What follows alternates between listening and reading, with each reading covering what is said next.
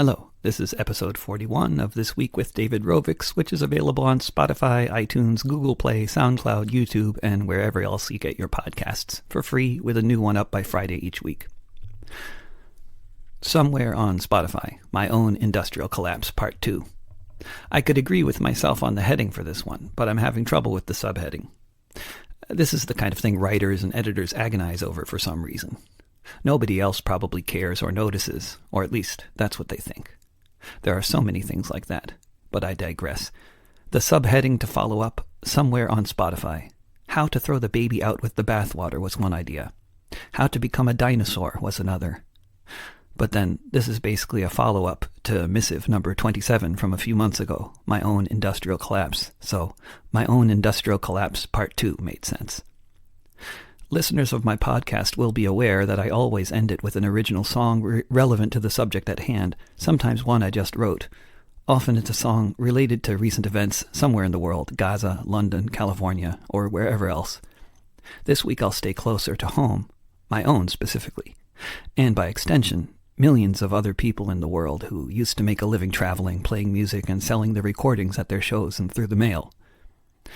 The song I wrote that predicated this missive was not inspired by international, national, or even local news.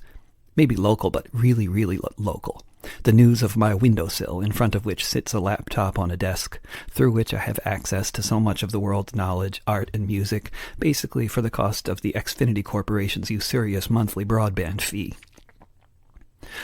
I got one of those emails from CD Baby that I get every 3 months, telling me I can use their platform to upload a new album to all the various music streaming services.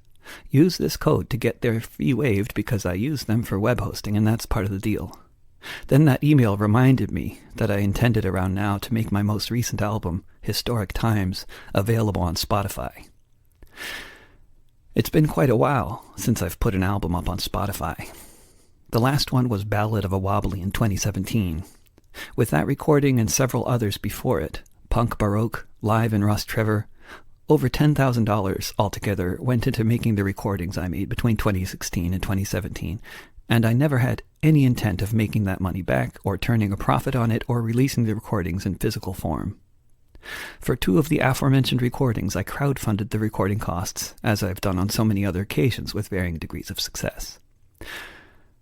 The album I'm about to put up on Spotify, however, is a bit different.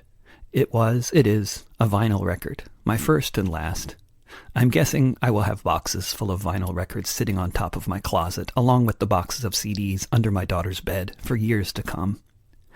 The broad lack of interest in vinyl appears to me to be just as total as the lack of interest in CDs or any kind of merch that I might try to sell at shows or on my website. Which makes perfect sense from a consumer viewpoint, and of course, we all do it every time we search on the internet. Find free information, news, music, art, movies, podcasts, whatever else.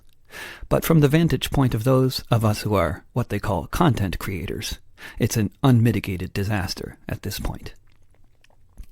Those of us born yesterday might take heart at recent Spotify-related news. Spotify has invested $500 million into becoming a major podcasting platform. I don't know if this is related, but my listenership on Spotify has recently doubled, up from 2,700 monthly listeners to over 5,000, each of whom are streaming about an album's worth of music about once a month. My monthly revenue from Spotify has risen from a 3-digit number beginning with a 1 to a 3-digit number beginning with a 2. In the business cycle of a touring musician, there are times when you're making money and times when you're spending it. Well, you're always spending it, but there are times when you're also making it, and other times when you're just spending. Like when you buy lots of plane tickets for tours coming up that you haven't done yet, so you haven't actually made any money yet. You've just put a whole bunch of plane tickets on your credit card. The hope, and sometimes the reality, is that at the end of the tour, you've paid off your credit card and you've got some money in the bank. So I was contemplating uploading my latest album to Spotify. And I actually found myself looking at my $9,000 in credit card debt after all those plane tickets and everything else, contrasting it with the $2,000 currently in my bank account after having just paid rent for the month of May, and thinking, if I upload this album now, maybe by next month there will be an extra $50 coming from Spotify. That's when I was suddenly overwhelmed with the kind of emotion that leads a songwriter to write a song, let's just say. Sometimes it seems too dangerous just to let yourself feel what you're feeling and to acknowledge it to yourself. You can always put a positive spin on most things, if they're not totally dire. I'm putting my album up on Spotify. Cool. Now I'll make an extra $1 a day for a little while. In 10 years or so, I will have paid for the cost of the recording. And hey, all those people out there who are too lazy or otherwise never bothered downloading the album for free on my website can now get it the way they prefer to consume all their music, on Spotify, without leaving that particular Swedish corporation's now ubiquitous platform. I might get dozens of new fans around the world because of this album being on Spotify. Maybe some of them will even come to my shows, on the unlikely occasion that I happen to be playing wherever on the planet they happen to live. Sometimes my internal voice of motherly optimism just gets squelched by the reality of my collapsing industry. The act of putting this album on Spotify, which I invested so much time and money and effort into, this album that represents everything that went into 4 different recording projects, including a days-long session to record new songs specifically for this album. It hit me that the feeling was almost exactly like how I felt as a kid on behalf of my friend whose parents forced him to give away his dog to someone who lived on a farm in the countryside, because the dog would be happier there. In retrospect, they probably made up the bit about the farm in the countryside. But assuming, as we did, that it was true the dog was going to live out the rest of its days on a nice farm somewhere, romping around in the fields, our overwhelming sense as children was one of loss. We wanted to keep the dog, even though we only lived in the suburbs, not the countryside, where dogs apparently belonged, according to my friend's parents. This record isn't alive, but I raised it. I wrote all those songs. Each one represents a day or several days, or sometimes weeks of spending much of my time reading, writing, and playing to get the song right. Most of the money for making most of the recordings was crowdfunded, it's true.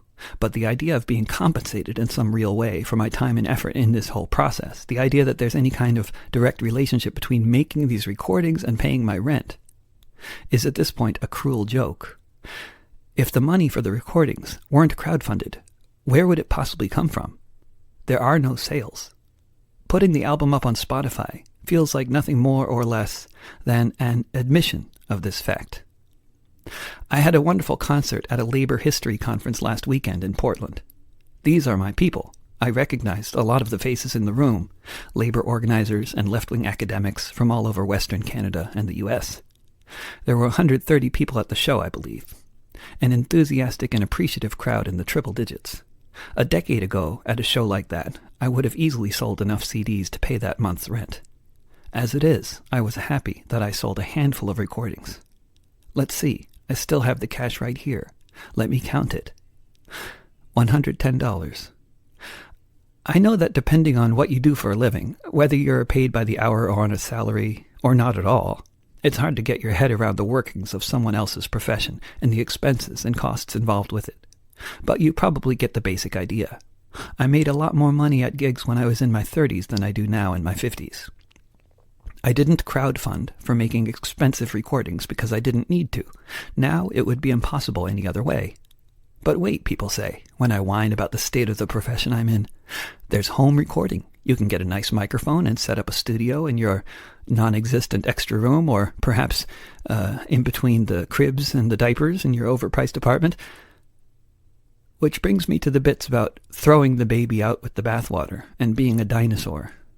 I am, I now realize, a dinosaur, and I presumably will be for the rest of my life, because I remember what it was like to make a living as a touring musician, largely from the income derived from selling your physical recordings to people who liked your music so much they wanted to listen to it at home, which more or less required that they buy physical albums.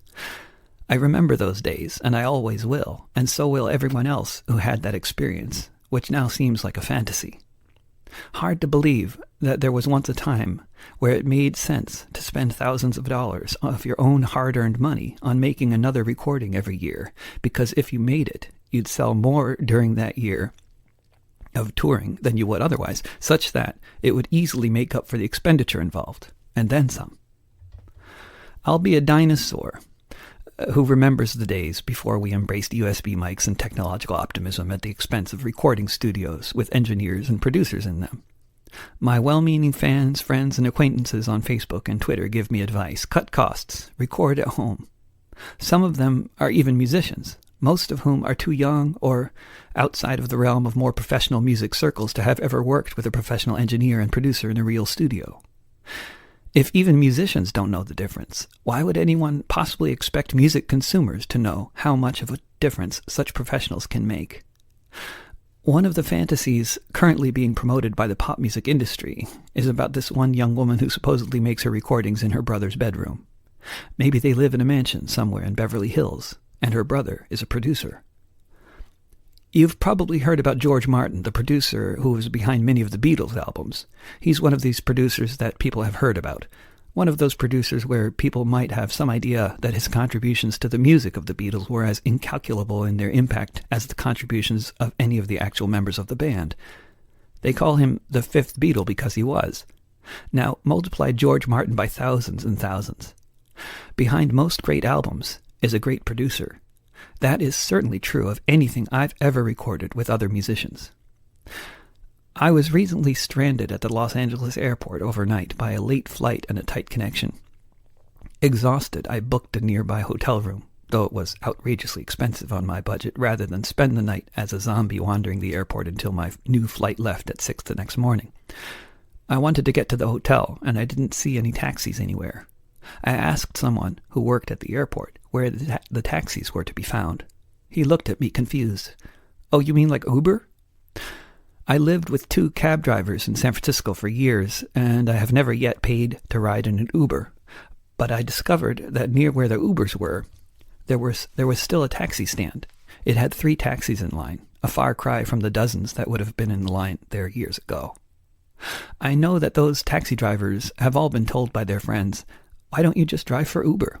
It's something about the tens of thousands of dollars they spent on those medallions that are now worthless that keeps them from driving for Uber. Others give up on cab driving, sabotaged and betrayed by capitalism, technology, and government corruption, and drive for Uber, as the debt they incurred from the medallions that they never finished paying for now mounts, since they don't make enough on Uber to keep making those payments. In the space of 8 months, 6 such cab drivers in New York City killed themselves last year. Unlike with the medallion system, with all its flaws, recording studios with engineers and producers didn't exist just as some kind of control on the industry. It's not like get rid of medallions and you have freedom. Get rid of medallions and you have total unregulated capitalist insanity in the form of the terribly exploitative Uber Corporation. By the same token, it's not like you get rid of recording studios and then you get lots of great home recording. You get rid of recording studios, and people will still write songs and make recordings. However, they certainly won't be nearly as great as they could be. But there will be fewer and fewer people alive who know that to be true as the years go by, and people like me will see more and more dino. And of course, although the great producers we are losing may never be replaced, the skills of the engineers in the real studios are gradually being replaced by technology. As the software improves, it can increasingly compensate for everything. Background noise, bad microphone technique, bad microphone placement. We have more and more control with the software over making adjustments to pitch and rhythm and so much else. I'm sure that someday soon, the idea that anyone used to go through the trouble of soundproofing rooms for recording purposes will become as obscure as the notion that cars once had drivers, or that there were once people who made a living by recording albums and selling them at their concerts. I'm one of the lucky dinosaurs. One of the ones who was lucky enough to record a dozen albums back in the days when they paid for themselves, who developed a following around the world because of those albums and the fact that they paid for themselves, and who can now beg my relatively numerous fans for support in the form of the Patreon-style program I run from my website. I call it my CSA, which stands for Community Supported Art. To really make the whole thing work without needing to crowdfund for recordings and such, I would need 4 times as many CSA members than are signed up at present or at any given time. But the support I do get has allowed me to at least stay in the running as someone making some kind of a living from making music. But before I put the next album up for adoption, out to pasture on the Spotify ranch, I will memorialize it first, too, and all the time and effort I put into creating the next album that I will give away. Whether or not it involved a producer, an engineer, an assistant engineer, seasoned studio musicians, soundproofed isolation booths with really thick windows, or if the next album is made somewhere in between the cribs and the diapers, while carefully avoiding the days when the guys with the leaf blowers are outside my window.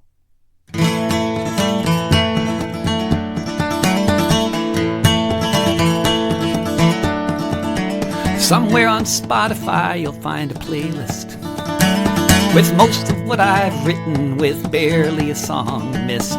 Like my first album, which I hawked out on the road. I'd spend the earnings on expenses, that's how the money flowed. After just a little while, it became a circular thing.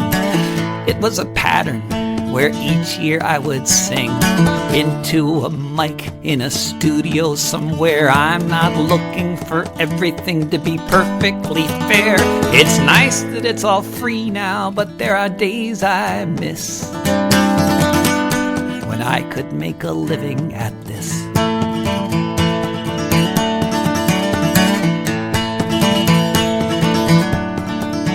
Somewhere on Spotify you'll find the albums that I made since the bills stopped being paid by an exchange so simple ever since the days began, when just covering the costs meant first begging from my fans, spending all this money again in a studio, end up with another album and nothing else to show except 12 more songs on Spotify for me to give away. 5,000 monthly listeners, $7 a day. It's nice that it's all free now, but there are days I miss when I could make a living at this.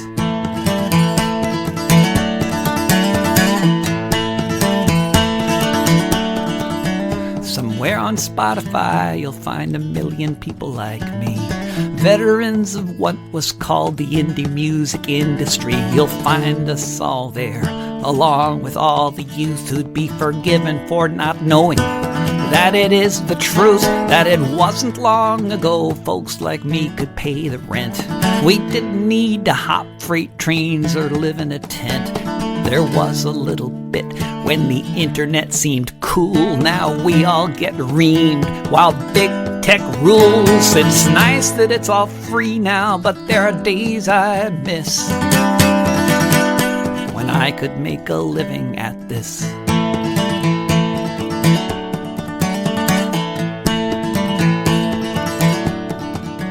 Somewhere on Spotify you'll find a playlist.